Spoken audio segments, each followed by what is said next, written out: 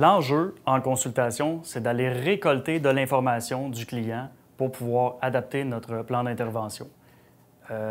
C'est vraiment ça le nerf de la guerre, c'est l'information parce que c'est uniquement ça qui vous permet de bâtir vos plans d'action.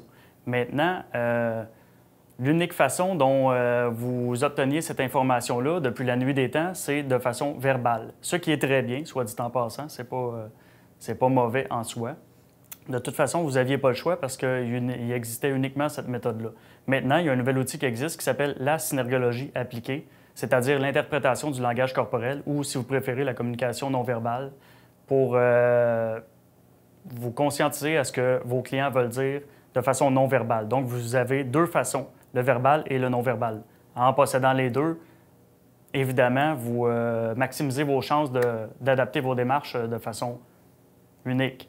Une autre chose très intéressante avec la synergologie appliquée, c'est que ça vous permet d'obtenir beaucoup plus d'informations pour le même temps de consultation sans effort supplémentaire. Donc, pour la même consultation qui dure une demi-heure ou une heure, vous avez plus d'informations pertinentes pour pouvoir adapter votre démarche. C'est quand même assez pertinent à vos métiers.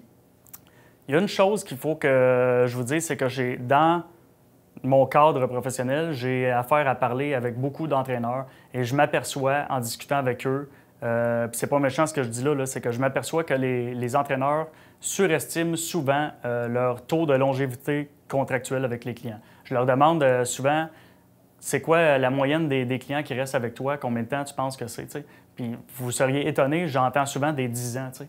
Puis là, quand tu fouilles un peu, tu te rends compte que l'entraîneur est entraîneur depuis 8 ans. Fait que ça marche pas vraiment, mais bon.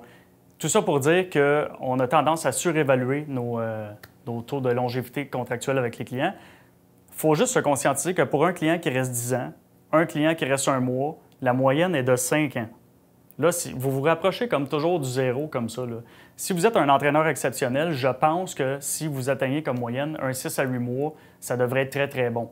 Maintenant, de toute façon, peu importe ce taux-là que vous avez, je pense que ce que permet la synergologie, c'est une rétention de la clientèle vraiment augmentée. De toute façon, même si on l'augmenterait juste de 20 c'est déjà assez génial comme outil. Parce que moi, dans le fond, ce que je trouve, c'est que les entraîneurs, que ce soit au Québec ou en France, peu importe, vous avez vraiment un aspect technique qui est très, très, très fort. Puis, vous ne méritez pas de perdre autant de clients que ça. Parce que ce qu'on sait, c'est que des fois, on perd des clients, on ne sait pas pourquoi, on n'a pas de raison, on a des excuses boiteuses. Ouais, mais finalement, je ne viendrai pas. Tu ne sais pas pourquoi tu perds tes clients. Mais il y a des signes précurseurs à ça. C'est ce que permet la synergologie appliquée. Si je peux me permettre de faire un parallèle avec une phrase qui roule depuis un moment dans le milieu des entraîneurs, c'est qu'on dit que la perte de poids est un effet secondaire de la santé. Si je fais un parallèle avec la synergologie appliquée, c'est que la rétention de clientèle est un effet secondaire de la synergologie appliquée.